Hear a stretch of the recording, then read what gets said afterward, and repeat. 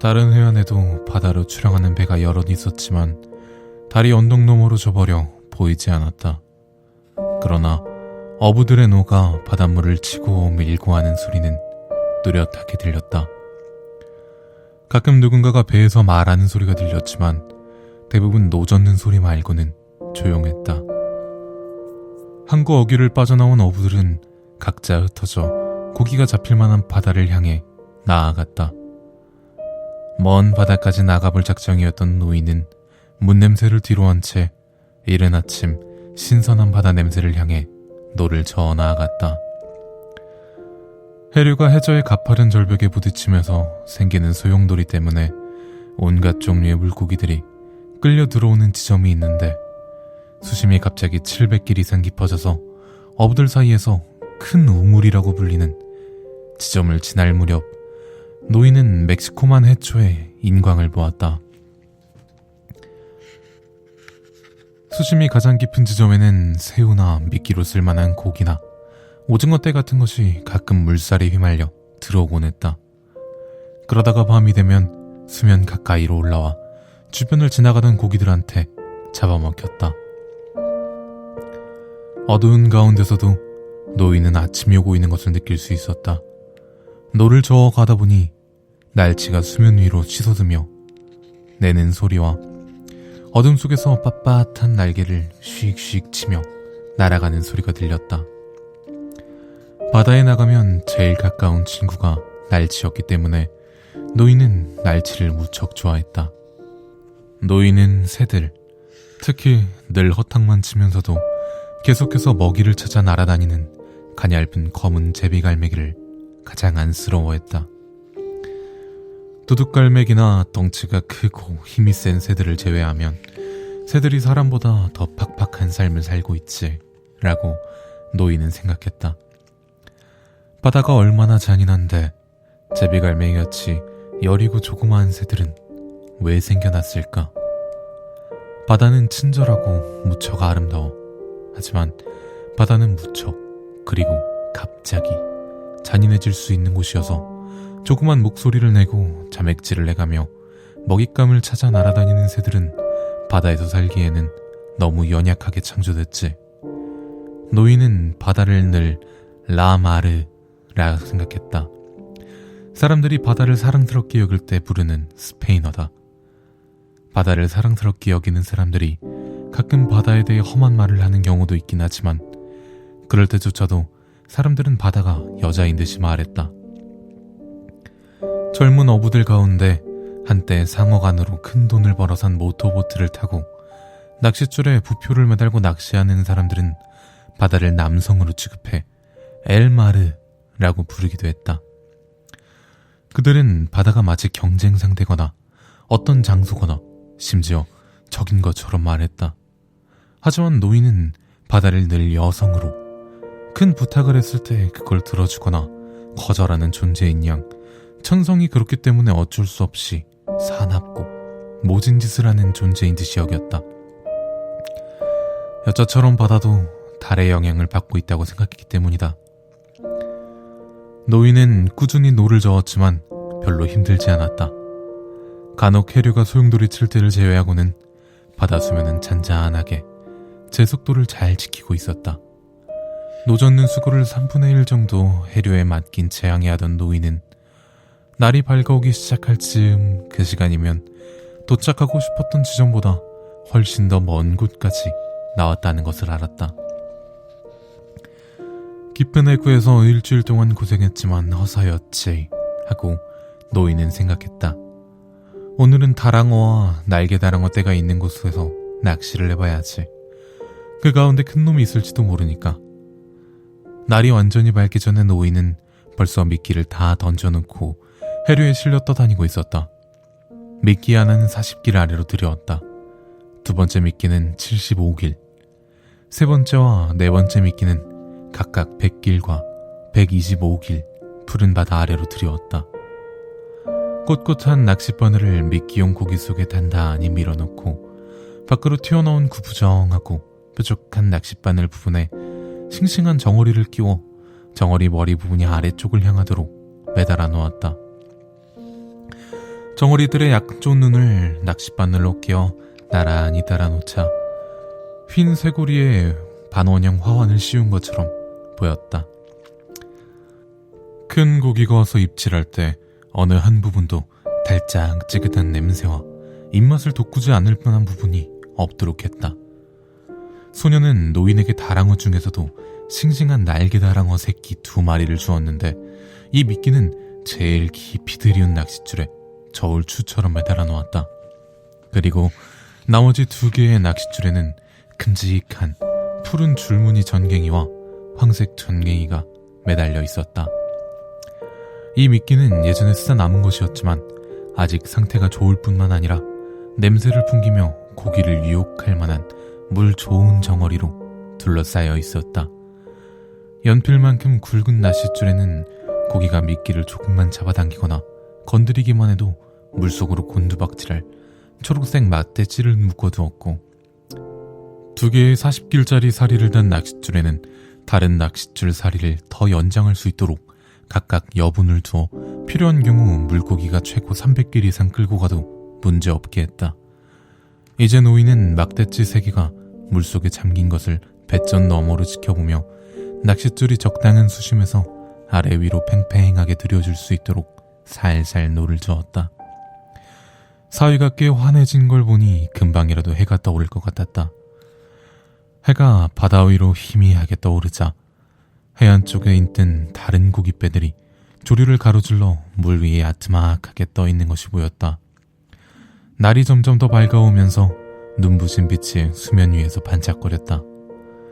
해가 완전히 수평선 위로 솟아오르자 잔잔한 해수면에 햇살이 반사되는 바람에 눈이 따가웠다.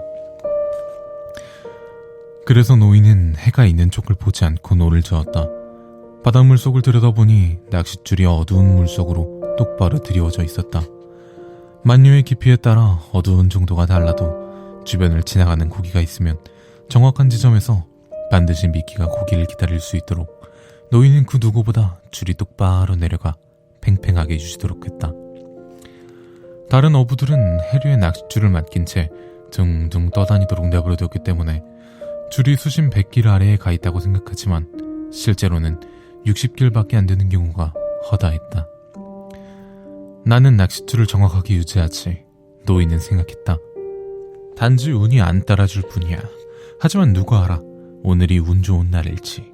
매일매일이 새로 시작되는 날이니까 운은 없는 것보다 있는 게 좋지. 하지만 난 정확한 걸 원해. 운이 찾아왔을 때 운을 맞을 준비가 갖추어져 있어야 하니까. 해가 뜬 지 2시간이 지나자 동쪽을 바라보아도 더는 눈이 아프지 않았다. 시야에 들어오는 배는 단 3척뿐이었고 그나마도 멀리 해안 쪽에 낮게 떠 있었다. 평생 이른 아침 햇살 때문에 눈이 상했지 하고 노인은 생각했다. 그래도 아직 멀쩡해. 저녁 때는 해를 쳐다봐도 눈이 깜깜해지지 않거든. 저녁 햇살이 더 강한데도 말이야. 그런데 아침엔 눈이 따갑단 말이야. 바로 그때 길쭉한 검은 날개를 가진 구남새 한 마리가 저 앞쪽 하늘을 빙빙 맴돌고 있는 것이 보였다. 새는 날개를 뒤로 뻗은 채 비스듬한 자세로 급강하더니 다시 날아올라 하늘을 빙빙 맴돌았다. 저놈이 뭘 점치겠군. 노인이 큰 소리로 말했다. 괜히 유람하고 있는 게 아니야. 노인은 새가 빙빙 돌고 있는 곳을 향해 꾸준하게 천천히 노를 저어왔다. 서두르지 않으면서 낚싯줄이 아래 위로 팽팽한 상태를 유지하도록 했다.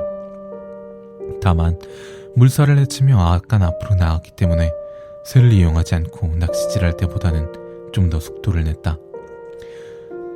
새는 더 높이 하늘로 날아오르더니 날개짓을 멈춘 채 다시 그 자리를 빙빙 맴돌았다. 그러다가 갑자기 수면을 향해 급강하하자 날치 한 마리가 물 밖으로 튀어올라 수면 위를 필사적으로 나는 것이 보였다. 만색이다. 노인은 짧게 소리쳤다. 큰 만색이대야. 그는 노를 거두고 뱃머리 아래에서 작은 낚싯줄 하나를 꺼냈다. 중간 크기의 낚싯바늘이 달린 철사로 된 목줄에 정어리 한 마리를 미끼로 달았다. 그리고 그것을 배전 너머로 던진 뒤 고물 쪽에 있는 고리쇠에 단단히 붙들어 맸다. 그러더니 다른 낚싯줄에도 미끼를 달아 이물 쪽 그늘진 구석에 둘둘 감아 놓았다. 노인은 다시 노를 저으며 검은새가 긴 날개를 펴고 수면 위를 낮게 날며 먹이를 찾고 있는 것을 지켜보았다. 노인이 지켜보는 동안 새는 다시 한번 날개를 비스듬히 한 채 수면을 향해 급강하더니 날치를 쫓아 활개를 쳤지만 헛수고였다. 그때 큰 만세기 떼가 달아나는 날치를 뒤쫓느라 수면이 약간 불룩하게 솟아오르는 것을 볼 수 있었다. 만세기는 날치가 바다로 떨어질 때 바로 잡을 수 있도록 날아다니는 날치 바로 아래에서 물살을 헤치며 속력을 내고 있었다. 대단한 만세기 떼로군 하고 노인은 생각했다. 만세기 떼가 넓게 퍼져 있었기 때문에 날치들은 죽은 목숨이나 다름없었다. 새는 날치를 잡을 가망이 전혀 없었다. 날치는 너무 크고 너무 재빨라서 새의 먹잇감이 되기에는 어림도 없었기 때문이다. 노인은 날치들이 계속해서 물 위로 튀어오르고 그걸 잡으려고 헛구생하는 새를 지켜보았다. 노인은 생각했다. 저 만세기 떼는 놓쳤어. 너무 빠른 데다 너무 멀리 가버렸는걸. 하지만 물에서 떨어져 나온 놈이 하나쯤 걸리거나 내가 노리는 커다란 물고기가 저놈들 주변에 있을지도 모르지. 내가 잡으려는 큰 물고기가 분명 어디 있을 거야. 멀리 육지 위에는 구름이 산처럼 피어올랐고 해안은 푸르스름한 회색빛 능선을 배경으로 길쭉한 초록색 선처럼 보였다. 물빛은 짙은 청색이었는데 이제 너무 짙어져 거의 보라색에 가까웠다. 물속을 들여다보니 채로 쳐서 뿌려놓은 듯한 불그스름한 플랑크톤과 햇빛이 빚어내는 이상한 광선들이 어우러져 있었다. 노인은 낚싯줄이 눈에 보이지 않을 만큼 깊은 곳까지 똑바로 들여져 있는지 살폈다. 플랑크톤이 그렇게 많다는 것은 물고기가 있다는 증거였기 때문에 노인은 기뻤다. 한층 높이 뜬 해가 물속에 빚어내는 기이한 광선은 날씨가 좋다는 증거였다. 육지 위에 걸린 구름의 형태 또한 마찬가지였다. 하지만 새들은 이제 시야에서 사라져 보이지 않았다. 해수면에는 햇빛에 누렇게 색이 바란 모자반류의 해초더미들과 보라색 형광빛을 내며 배 가까이에서 떠내려가고 있는 고깔 해파리의 젤리 같은 뚜렷한 형상의 부레 외에는 아무것도 보이지 않았다. 해파리는 몸을 옆으로 뉘었다가 다시 똑바로 세웠다. 해파리는 치명적인 독을 품고 있는 긴 보라색 촉수를 물속으로 1m 가까이 들이운 채 물방울같이 느긋하게 떠내려가고 있었다. 고깔 해파리로군. 노인이 말했다. 이런 망할 것들 같으니라고. 노에 몸을 기댄 채 물속을 가만히 들여다보니 흐물흐물 늘어진 해파리 촉수와 같은 색깔을 띤 조그마한 물고기들이 촉수 사이 혹은 물방울같이 생긴 부레가 물에 떠내려가면서 만들어 놓은 조그마한 그늘 아래서 헤엄치고 있었다. 이 물고기들은 해파리 독에 면역되어 있었다. 하지만 사람은 그렇지 못했기 때문에 낚시하다가 낚싯줄에 끈끈하게 들러붙은 보라색 독세포에 손이나 팔이 닿기라도 하면 덩구로 치나 온나무를 만졌을 때처럼 두드러기나 발진이 생겼다. 해파리 중에서도 특히 아구아 말라의 독은 금세 퍼져서 마치 채찍으로 맞은 듯한 증상을 보였다. 형광빛 방울들은 아름다웠다. 하지만 이 방울들은 바다에서 겉모양의 소가 분변을 당하기 쉬운 것이어서 노인은 커다란 바다거북이 해파리를 잡아먹는 걸 보면 반갑기까지 했다. 바다거북은 방울을 발견하면 정면으로 접근해 갑옷으로 무장하듯 눈을 감은 뒤 촉수든 뭐든 통째로 몽땅 잡아먹었다. 노인은 바다거북이 해파리를 잡아먹는 모습을 보며 즐거워했을 뿐만 아니라 태풍이 지나간 뒤 해변에 떠내려온 해파리를 발견하면 딱딱하게 뿔처럼 굳은 발바닥으로 밟아 팡 하고 터뜨리곤 했는데 그때 나는 소리도 좋아했다. 노인은 우아하고 날쌘 초록바다거북이나 대머거북을 특히 좋아했지만 등껍질이 누렇고 이상하게 교미를 하며 눈을 감은 채 고깔 해파리를 개걸스럽게 먹어치우는 멍청하고 덩치가 큰 왕바다거북은 별뜻 없이 경멸했다. 노인은 여러 해 동안 바다거북 잡이배를 탄 적이 있긴 하지만 바다거북에 대한 신비감은 전혀 없었다. 심지어 바다거북을 보면 측은한 생각마저 들었다. 길이가 조각배만하고 무게가 1톤이나 되는 거대한 장수거북을 봐도 그랬다. 바다거북은 난도질 당하고 도살당한 후에도 몇 시간 동안이나 심장이 뛰기 때문에 대부분의 사람들은 바다거북을 모질게 대했다.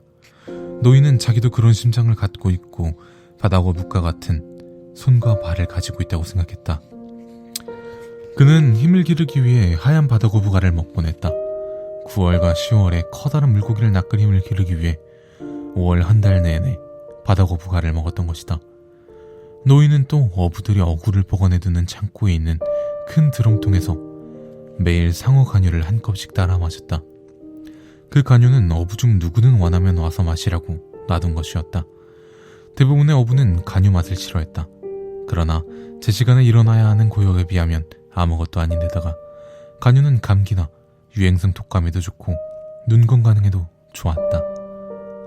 고개를 들어 하늘을 바라보니 새가 다시 하늘을 맴돌고 있는 게 보였다. 저놈이 고기를 찾는군. 노인은 큰 소리로 말했다. 아까처럼 수면 위를 날아오르는 날치도 먹잇감이 될 만한 물고기가 흩어지는 것도 보이지 않았다. 하지만 노인이 계속 지켜보고 있자니 다랑어 새끼 한 마리가 공중으로 치솟았다가 빙글 돌더니 대가리를 쳐박으며 물속으로 곤두박질 치는 것이 보였다. 다랑어는 햇빛을 받아 은색으로 반짝거렸고 한 놈이 물속으로 떨어지기가 무섭게 사방팔방에서 수많은 다랑어들이 해수면을 마구 휘저으며 먹이를 쫓아 연달아 껑충껑충 높이 치솟았다가 물속으로 떨어졌다. 다랑어들은 먹잇감 주변을 에워싸며 몰아가고 있었다. 저놈들이 너무 빨리만 이동하지 않는다면 내가 따라잡을 수 있을 텐데 하고 노인은 생각하며 물고기 떼가 일으키는 하얀 포말과 겁에 질린 채 어쩔 수 없이 해수면 위로 내몰린 먹잇감의 물고기들을 향해 새가 손살같이 내려와 주둥이를 쳐박는 모습을 지켜보았다. 새가 꽤 도움이 되는군. 노인이 말했다. 바로 그때 고리로 만들어서 밟고 있던 낚싯줄이 발밑에서 팽팽해졌다. 노를 놓고 낚싯줄을 단단히 준 채 끌어올리자 파르르 떨며 저항한 다랑어의 무게가 온전히 느껴졌다. 줄을 끌어올릴수록 더 심하게 파드득거렸다. 다랑어의 푸른 잠등과 황금빛 옆구리가 보이기 시작하자 노인은 고기를 배전으로 휙 끌어올렸다. 총알 모양으로 단단하게 생긴 다랑어는 커다란 눈을 멍하게 뜬 채 날렵한 꼬리를 연속 퍼드덕거리며 배판자 위에서 필사적으로 펄떡거렸다. 노인은 다랑어를 생각해 직사시키려고 머리를 힘껏 내리친 뒤 그래도 펄떡거리는 다랑어를 발로 차서 고물의 구석진 곳으로 보냈다. 날개 다랑어로군. 노인이 큰 소리로 말했다. 미끼로 쓰면 아주 좋겠어. 5kg 정도는 나가겠는걸. 노인은 언제부터 자기가 이렇게 큰 소리로 혼잣말을 하기 시작했는지 기억나지 않았다. 예전에는 혼자 있을 때면 노래를 부르곤 했다. 예컨대 고기잡이 돛배나 거북잡이 배에서 밤에 혼자 당식을 서며 길을 찾고 있을 때면 노래를 불렀다. 아마 혼자 있을 때 큰 소리로 중얼대기 시작한 것은 소년이 떠나고 나서부터인 것 같았다. 하지만 기억나지 않았다. 소년과 함께 고기잡이를 하던 시절 두 사람은 대개 꼭 필요할 때만 말을 했다. 두 사람은 밤이나 악천후로 인해 발이 묶였을 때 주로 이야기를 나눴다. 바다에서는 필요한 경우가 아니면 말을 하지 않는 것을 믿어보려 했기 때문에 노인은 항상 그것을 의식하고 또 지키려 했다. 하지만 이제는 큰 소리로 말해도 싫어할 사람이 없었기 때문에 혼자 있을 때도 머릿속으로 생각나는 걸 밖으로 내뱉었다. 이렇게 큰 소리로 짓거리는 걸 남들이 들으면 내가 미친 줄 알겠지. 노인은 큰 소리로 말했다. 하지만 난 미치지 않았으니까 상관없어. 돈 많은 사람들이야 라디오가 있어서 배를 타고 있을 때 이야기도 들려주고 야구 중계도 해주지만 말이야. 지금은 야구 생각을 할 때가 아니야 하고 노인은 생각했다. 지금은 딱 한 가지만 생각할 때야. 난 그걸 위해 태어난 사람이지. 저 물고기 떼 주변에 아주 큰 놈이 한 마리 있을지도 몰라. 난 먹이를 쫓는 날개 다랑어 떼 가운데에서 비실비실한 놈을 한 마리 낚았을 뿐이야. 하지만 그 고기 떼는 너무 빨리, 너무 멀리 이동하고 있어. 오늘 해수면에 보이는 것들은 죄다 아주 빠르게 북동쪽으로 이동하고 있군. 하루 중 그럴 때라 그런 걸까? 아니면 내가 모르는 어떤 기후의 증거일까? 이제 해안선에 보이던 초록선은 보이지 않고 마치 눈이 덮인 듯 하얗게 빛나는 푸른 산봉우리와 눈이 내리는 산처럼 그 위에 떠있는 구름밖에 보이지 않았다. 바다가 워낙 어둡다 보니 물속으로 들어간 빛은 프리즘 효과를 냈다. 무수한 반점같이 떠있던 플랑크톤 떼는 높이 뜬 해가 절멸시켰고 노인의 눈에 보이는 거라곤 푸른 바다 깊숙이 프리즘처럼 분사되는 빛과 수심 1500m 깊이까지 곧게 드리워진 낚싯줄 뿐이었다. 다랑어 떼는 다시 물속으로 내려가 버렸다. 어부들은 이런 종류의 고기는 전부 다랑어라 불렀고 그 고기를 팔거나 미끼용으로 교환할 때만 제대로 된 이름으로 불렀다. 이제 해가 제법 뜨거워져 노인은 목덜미가 뜨끈뜨끈하고 배를 저으면 등줄기를 타고 땀이 주르륵 흘러내리는 것을 느낄 수 있었다.